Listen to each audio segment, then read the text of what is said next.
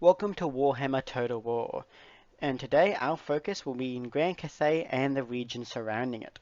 So what is going on? Well, this is the Castle Bryan Community Warhammer multiplayer event. What is that? This is a 7-player multiplayer game that takes place in the Grand Cathay Thunderdome, which I've outlined right now. The objective of this Thunderdome is to be the first player or alliance to reach their short campaign victory goal, or forces all other players to concede to win. The rules will appear on the left now. So, let's introduce our factions. We have Section, playing as Felheart the Dark Elf along the eastern coast of Cathay. We have Cameronbot and JD, face to face, with Cameron playing as Kugath and JD playing as Gorse. Along the chaotic north, we have Spore playing the Curseling near the gates of Cathay, while further in the west is Von Mountain playing as the Sun Eater. The dangerous wanderer of the south, Nikai, is played by Dr. Nuke today. And finally, Frost la Dragonless is playing as Mao Ying. We will see how well she can keep control of Cathay. With our players introduced and marked on the map, this intro is soon to be over, so let's see who wins the Thunderdome. You when he's as big as the sun and just sits on you and you explode. Whole faction goes by. Alright, so could we all introduce ourselves and what we're playing as? No. Let's go by the campaign. Let's go by the campaign listing. So it's JD, me, Ross, Nuke, Spore, Vaughn, and James Cameron. James I'll start. Cameron. Oh, I'm JD or Robert or Kyle. Anyone's here, and I'm Herman Gorst. Hey, g'day there, mates. I'm Section here from from Canberra. How you doing? Oh man. I'm playing as the Dread Fleet. What was it called? What was it called again? Not close enough. The dreadful Dreadfleet, some shit. Yes, the Blessed Dread Fleet. Someone voice over Frost. I need your best Frost right now. Or best like. That's up to you, Spore. What do you mean it's up to me? Okay, Frost is playing as Mao Ying. She's in the middle of Cathay. We'll see how quickly she can not die.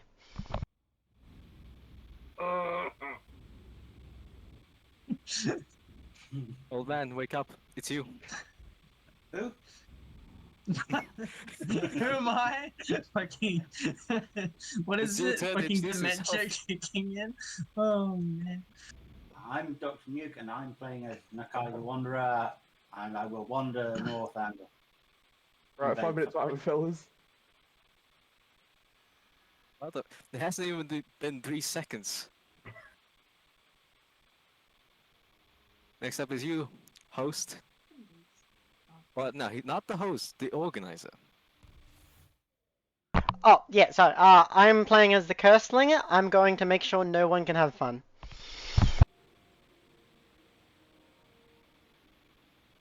Alright, old man too. Oh man. Stone Mountain, King of Hills, and I'm playing as Codex Sun Eater. And I'm gonna smash everybody in my way. Hopefully, most likely. And now, for our last player, James Cameron himself. Yes, it is I, the Cameron, playing as none other than Stinky Kugath and all his cancerous plague shenanigans. There we go. How can I cancel this? I clicked the wrong button. I don't think you can. I'm sorry, guys. At least I won't do this every turn. What's loading? Who's on the floppy disk? It's me, I'm hand cracking as fast as I can.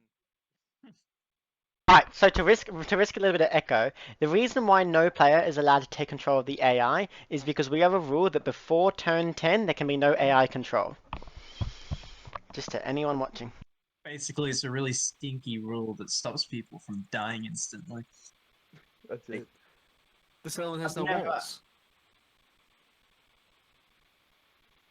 I've Probably never another one. actually seen a Cathay settlement. Will the lizards take over Chaos Chinatown? Find out next in the next 100 seconds.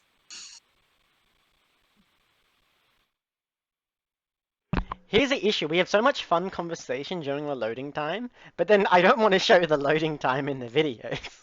It's You Oh should my edit those the God. footage in. segments. Oh my god, what is this? What? Oh wow. I I'm love how loading. it Oh, there we go.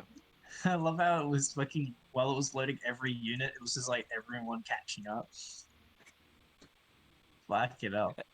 Jesus Christ. I'd retreat. I'll just retreat in auto resolve. No, what No happens? way. Oh, the lag. Wait, is he even able to move? Is this Yeah, normal but- speed? Yeah. It is a super slow motion. No, this is in slow mo. Oh no. This is The the game trying to jittering. catch up. They're jittering and oh, they're doing stuff They're now. moving. They're moving. Oh my god. Alright, people place your bets. What's the bet? Like, he's gonna win this. No, it's gambling. Come on. We need this is love gambling. high stakes. Okay, nothing's moving again. Yep, Oh. it'll do that. It depends. If Nuke gets stuck in a choke point with the Marauder Hunters throwing those axes, he's not gonna have a fun time. So auto resolve only. Sounds like a great Essentially. I will never play you want to play a battle with Nurgle that already takes forever on fucking maximum speed? Yes, please fight a battle between Nurgle and the vampires in this kind of connection.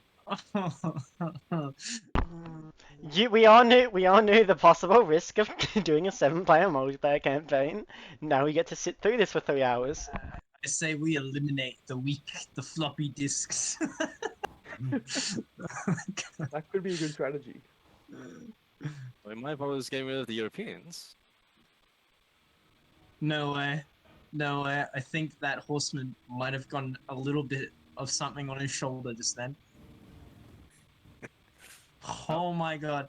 Ladies and gentlemen, we got the big old crocodile sons of bitches coming up the slope.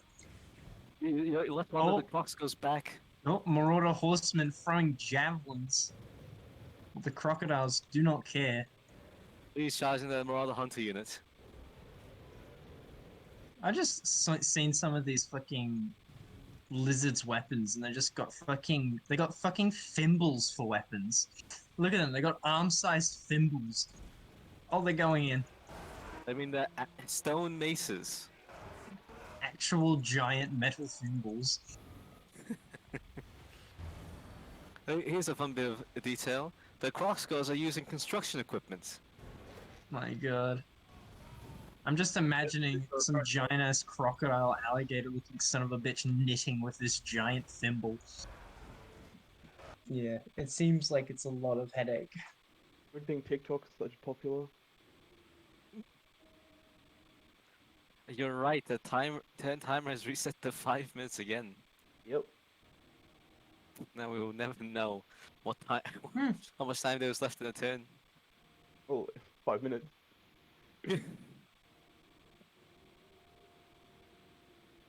Yeah. Game is Having to currently full. Oh no. Robert?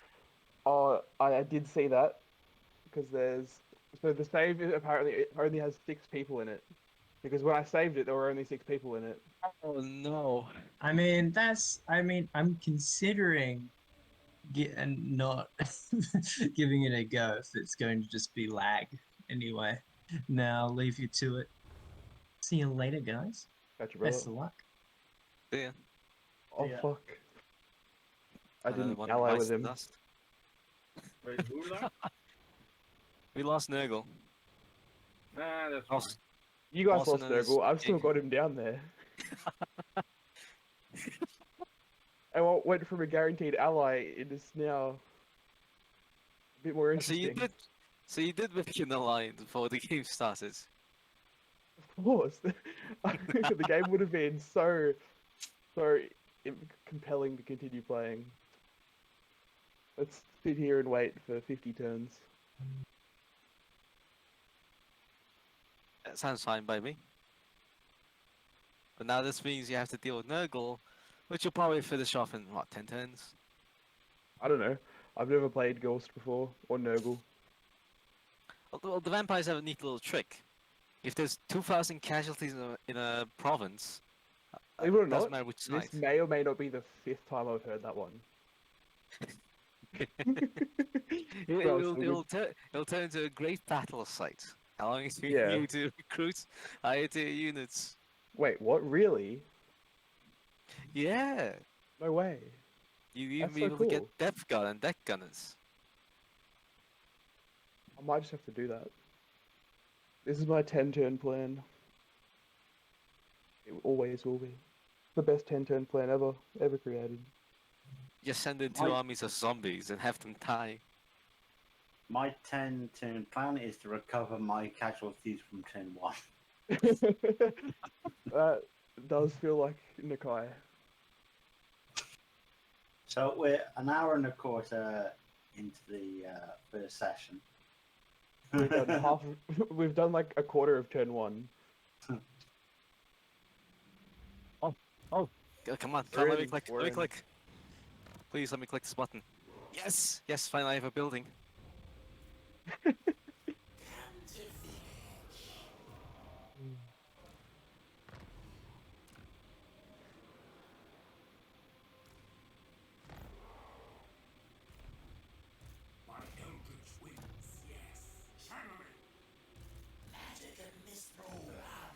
God damn it.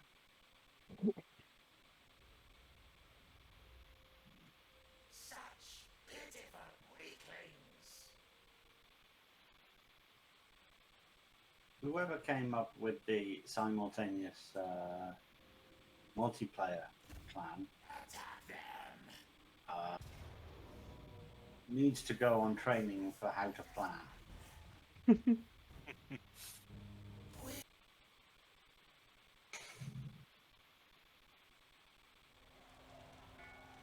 Valiant defeat. Oh no. Hello everyone. Now, you might notice something weird about this segment. As you can tell, it's only my voice, and this is obviously a replay which is being watched after the multiplayer session. The reason we're doing this is because the battles are long, and most of them are kind of boring or slow, and even if they do have dramatic moments, most of the dramatic moments are 1-2 minute segments of them. So the idea is to keep the players in context, to keep the viewers in context of what happened. We film the battles afterwards in a replay mode. If anyone says anything especially funny inside of the battle, we'll play the audio while we watch the replay, but if they don't, we just give a quick overview of what happened in the battle. This was the turn 4 battle of Frost attacking the settlement because she couldn't auto-resolve it, which you would have seen just before. So let's get to it. So as we can see, Frost marches her army towards the front gates. She starts off the battle by telling her Sky Junk to open fire upon the front gates, dealing some solid damage to the walls. The inaccuracy isn't the best, but it does its job. Mao Ying and the rest of the forces rush towards the front, and Mao Ying decides to turn into a dragon to beeline her way inside of the settlement. Although some of the crew inside of the siege tower don't seem to enjoy her Empress, considering they decide to shoot a missile right into her back. Mao Ying decides to land into enemy force and go straight for the Lord, while the Metal Mage begins casting a spell in this region to wipe out these archers. Frost positions her crossbow line outside of the walls and peppers all the way in. The spellcast we were waiting for begins as Frost bombards, lands a perfect bombardment, completely wiping out 2 peasant units relatively quickly, as Mao Ying returns back to human form to become a better duelist. After a few more moments firing at the front gate, and after seeing the infantry capable of breaking it down, Frost moves her Sky Junk towards the front. Another powerful Iron Hail destroys a unit of Jade Warriors, while the Sky Junk wipes out archers in one volley. Oh well, half the HP at least. The rest of the battle is the Sky Junk bombarding Jade Warriors and other infantry, dealing massive damage. as Mao Ying kills the enemy lord and Frost miscasts a metal spell. This will be the overcap of this battle, as it's a relatively simple battle and Frost just fought it to minimize casualties. Army loss is soon achieved after Mao Ying blasts the enemy lord to his grave.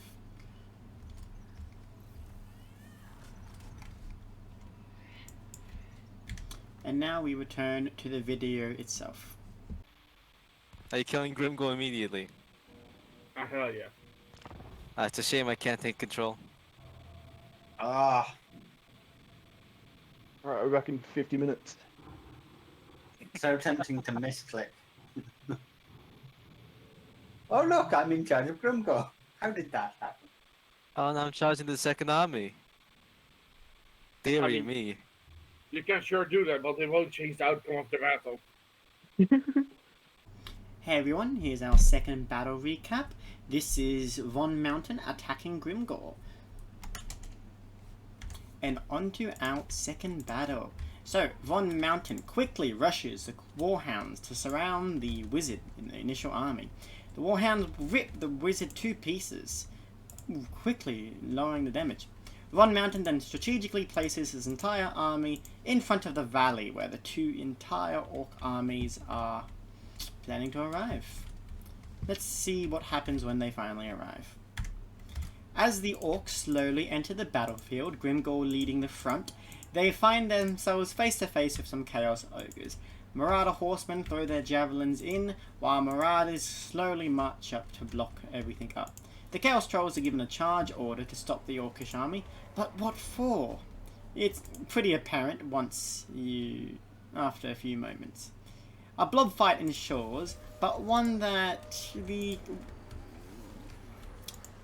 forces of Von Mountain do surprisingly well in, mostly due to some amazing spell placement. As you can see, a burning head slowly rushes down the front line, and where is that devious wizard doing all this damage? I honestly can't see the wizard. The wizard is back here. Already with 115 kills and 24k damage, this wizard alone destroys this entire orcish force in seconds. So Von Mountain has no trouble with this battle, and after a few more devastating spells, brings the end of this entire orcish army.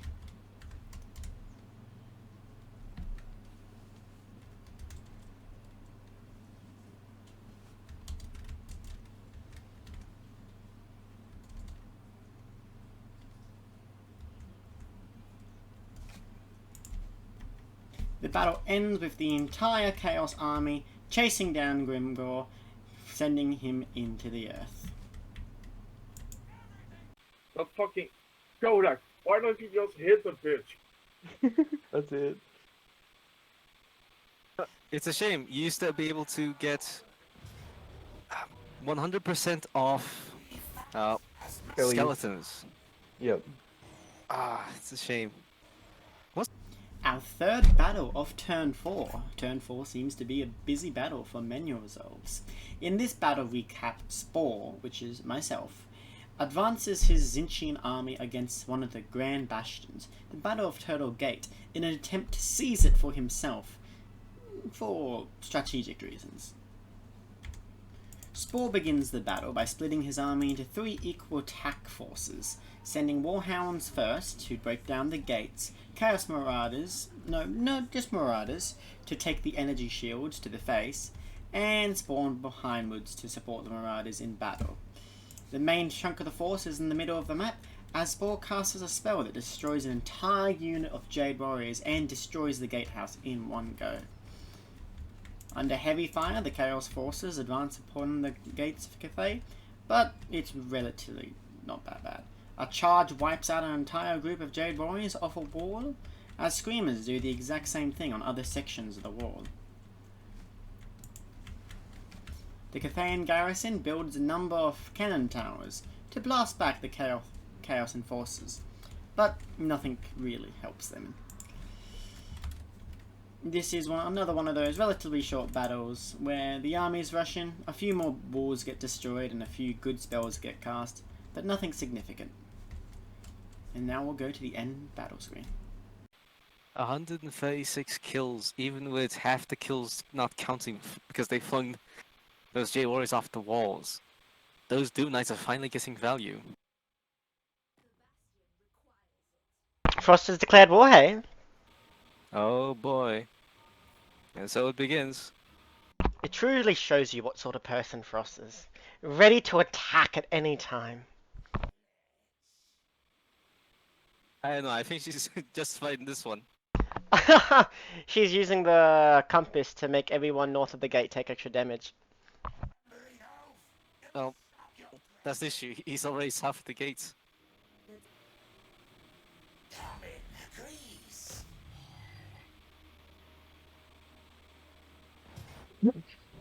Oh no. Oh no.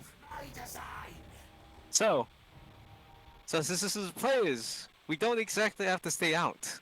No, you could join a side. We'll have to see. This could be awfully... Holy, that's an obvious hate.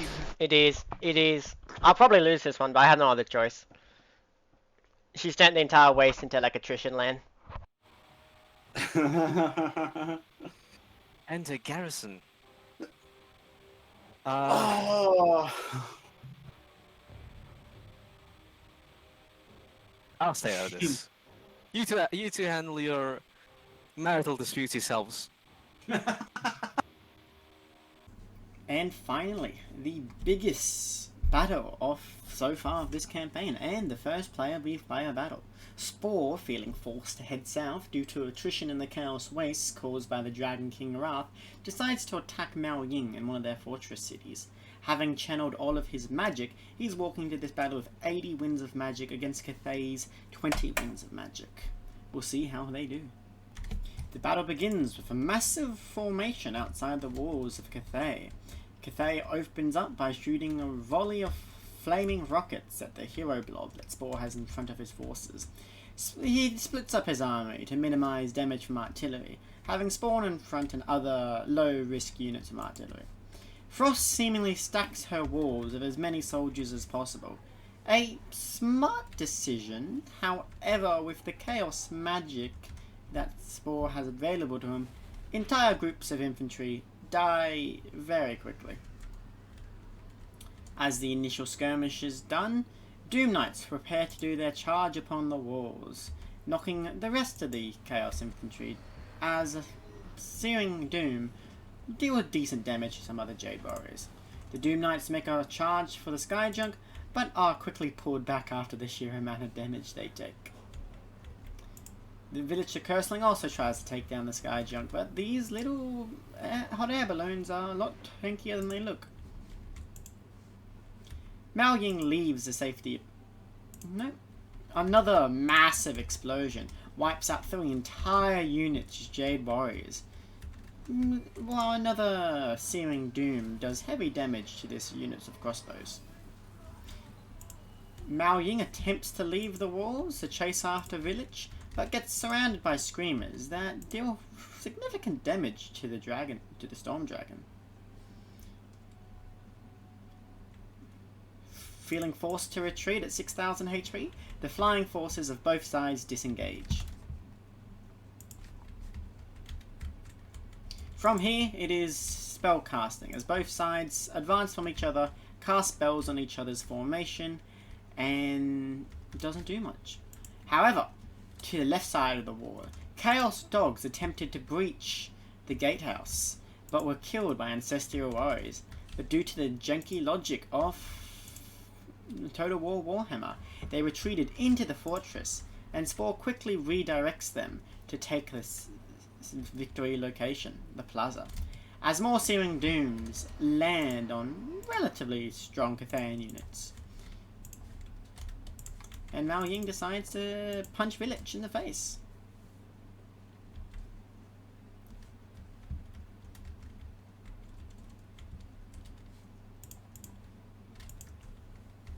As the dogs make their move for the central plaza, more Searing Dooms are dropped onto Cathayan forces, wiping out crossbowmen after crossbowmen. But Frost holds steady, refusing to let the Chaos Army advance, as she redirects her artillery to kill some pink horrors. Village and the Black try to advance, but continue to bombard with magic. As the dogs slowly take the Victory Plaza, Frost quickly redirects entire forces to stop them. After a few more minutes of bombardment, the dogs do actually manage to take the Victory Plaza and are given directions to retreat away from the control point.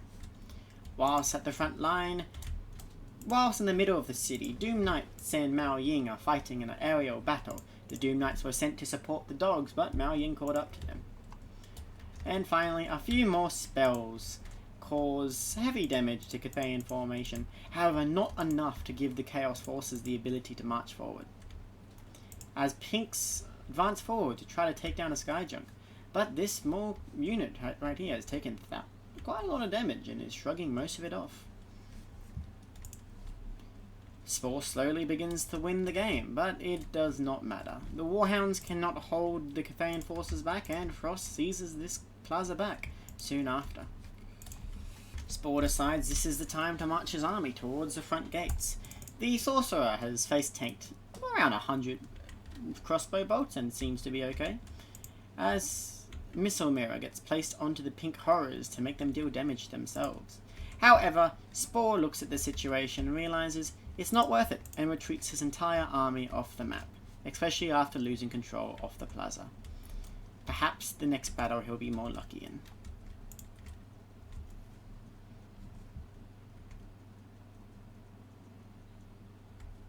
Fun fact, Pink Horrors die if you don't let them retreat first. And that is the battle. Minor damage taken to Spore's army, but also minor taken to Frost's army when you consider how large it is.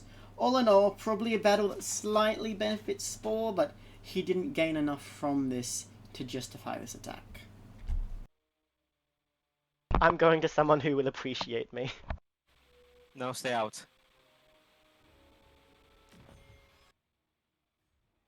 Did you lose the entire army? Yeah.